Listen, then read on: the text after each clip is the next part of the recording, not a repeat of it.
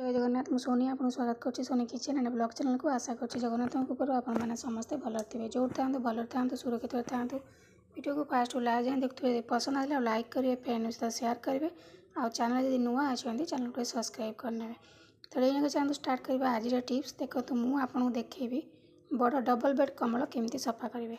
तो ये देखो प्रथम आप वाशिंग मशीन पानी नहीं तापर आप इजी ने कि भल डिटर्जेंट ने कि जेकोसी लिक्विड ने सफा करने।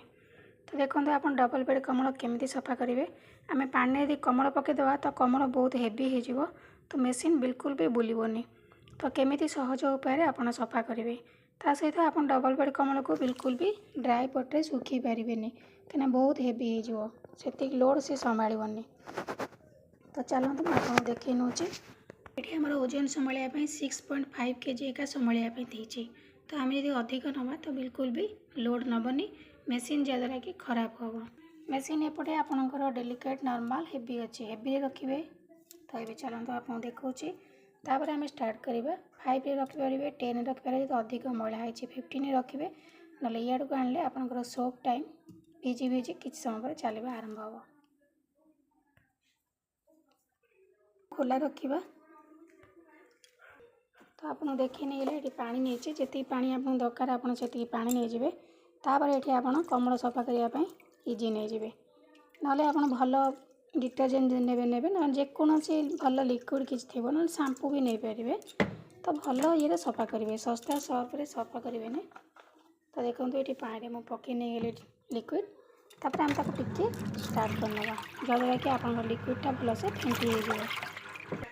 तो ये देखो कम्बल को आम अधा एपटे पकई नवा आउ अधा ड्राई पटे रखा।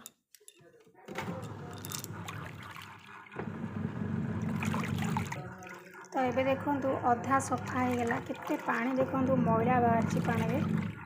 तो ये अधा ये सफा हो आप कौन करेंगे सुखिला अधा आम रखी कौट ड्राई पटे।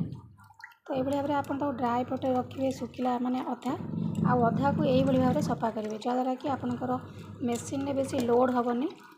तो ये अधा सफा होगा आम कौन करवा ना से अधाटा को एपट को आनिबा ए अधाटा को सेपट को नवा। तो मेसीन को बंद कर नवा।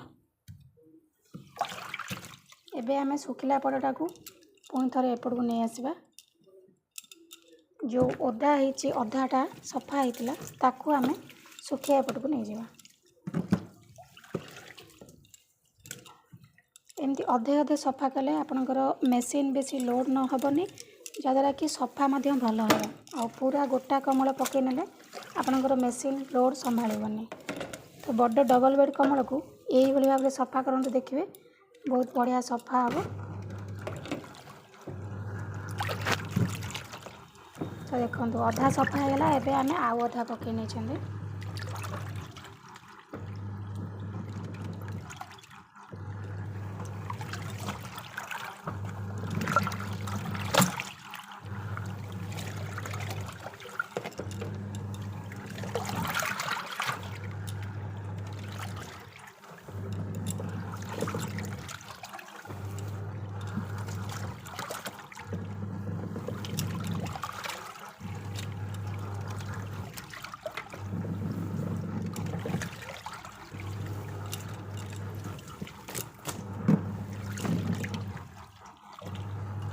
एम सफा कर सारा पर धोइबा पानी मैला पानी के ड्रेन करदबा पुणी थे भल पानी पूरेबा एमती अधा अधा करके धोइबा।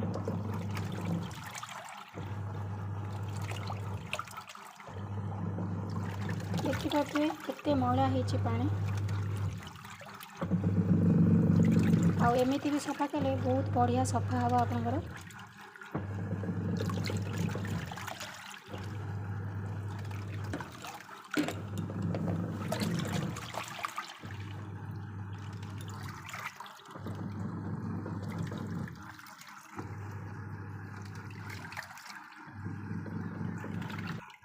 देखो एबे आमे मेसीन को बंद कर नवा आउ पानी को ड्रेन कर नवा।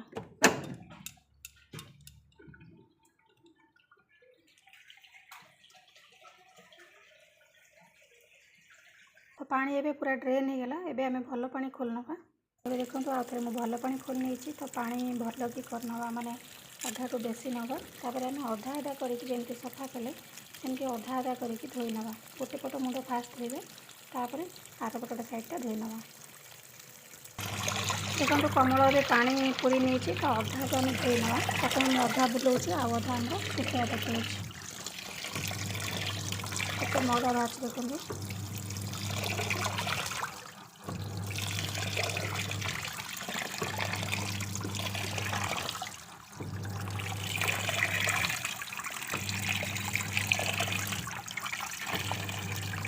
एमती करके आप 2 थर धोई ने मड़ा पानी छाड़देव। तो देखो आउ थे मड़ा पानी ड्रेन करदे थर आम आउ थे भल पानी पूरे नवा। 2 थर एम धोई सारापर 2 थर ना 3 थर धोइबे तो पानी पूरा सफा आसो से बंद करदे। तापर आप कौन करेंगे ना पानी को ड्रेन करदे। ड्रेन कर सारापर कमल को यही भाव में ता भीतर छाड़ी ने अधा रखीदे सुखिया पटे आउ अधा एपटे किसी समय पर्यंत एमती रखिले आपंकर पानीटा से आराम से खसीज। पानी खसीगला गोटे प्लास्टिक चेयर उपर लंबा कर थोई नवा से आपे आपे पानी खसीगला सुखे नवा खरार बिल्कुल ड्राए करा पड़वानी क्या ड्राए कले आपंकर यहाँ ओजन संभाड़बनी कमर ओजन तो हेवी हो तो यही भाव में आम सफा करिया।